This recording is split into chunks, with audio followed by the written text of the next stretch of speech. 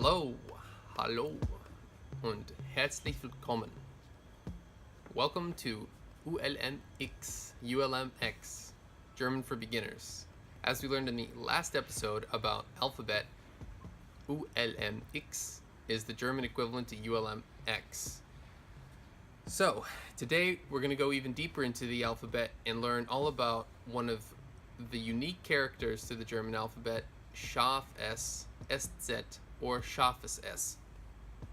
And we're going to learn the rules as written in the Duden, which is the dictionary used as basically the guidelines for correct grammar in the German language, basically the government for the German language. The normal case is to use a normal single S. And then there's the case of using two single S's instead of the S set. And in that case, what you have is a short vowel and then a non-voiced S. And an example of that, it would be the word for eat or food, Essen, and that E at the beginning is very short, and then the S's are S, not Z, Essen. And there are a few exceptions to that rule, but what's most important and interesting for us right now is where to use Scharf-S. Scharf-S comes in after a long diphthong and it's a non-voiced S. So also S and the diphthong or long vowel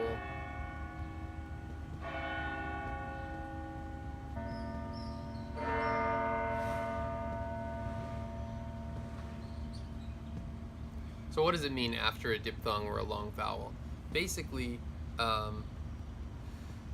to distinguish between a long and short vowel is kind of hard at the beginning. I don't think this was ever an issue for me in English. I don't even hardly notice it. But a good example of a long vowel, the difference between a long and a short vowel is if you look at the word for state versus the word for city, and state as in a government or basically a country, that word is Staat. That's a state. And a city is eine Stadt. And that it's longer than at, Stadt, Stadt. It's a longer sound. So neither of those happen to have S, but it's a good comparison.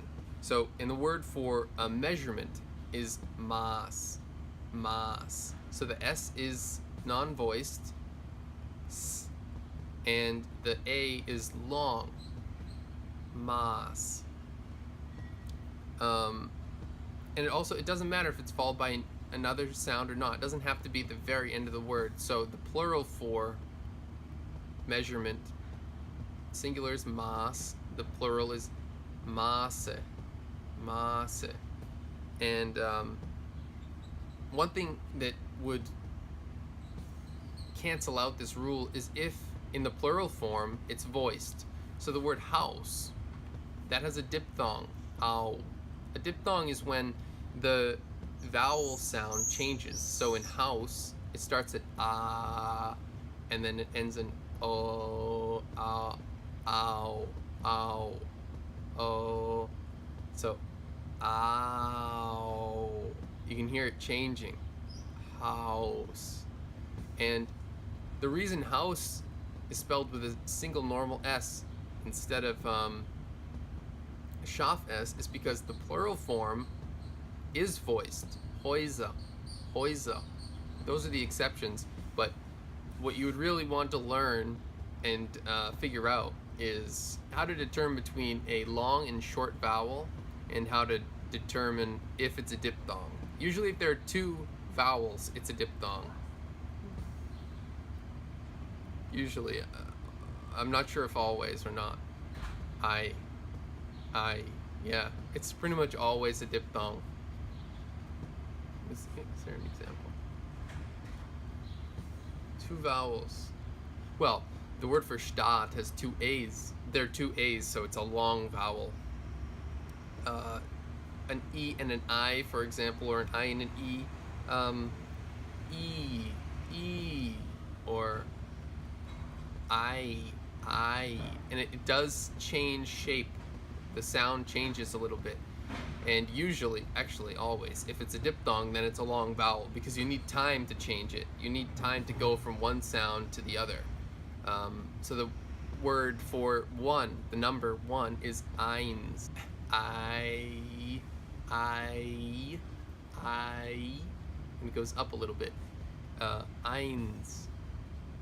We'll get to the numbers really soon. As a fun fact, before we go, I just wanted to show you, with Scharf-S, also known, sometimes people do call it double S, which is a bit confusing. But if you look at this on the Bill of Rights of the United States of America, at the time, German was a contender for the national language, and that's due to the great number of German immigrants. You can see in the word Congress, which is actually breaking this rule, because it's a simple short vowel followed by an S sound. It should actually just have two S's, but the way they wrote the two S's is really similar to Scharf-S. Can you see the similarity? The exception to that is, of course, if it's going to be written in all capitals. It wasn't until 2016, as mentioned in the last video about the alphabet, they still had to do two S's, because there's no capital for that formation, for that letter. So you couldn't write in all caps unless you just did two S's, which is probably part of the reason why it's also called double S. So Eszett, double S, Scharf-S, S, scharfes S. But technically double S is two S's, or it's an S for doppelt. Doppelt means double. That's everything you need to know, I think, about the Scharf-S. The main rules are you have to be able to recognize a long vowel and a diphthong, and in other cases where there are non-voiced S sounds, it could be simple two S's if the vowel is short. Otherwise, just use a regular S. Okay, thanks guys. See you next time.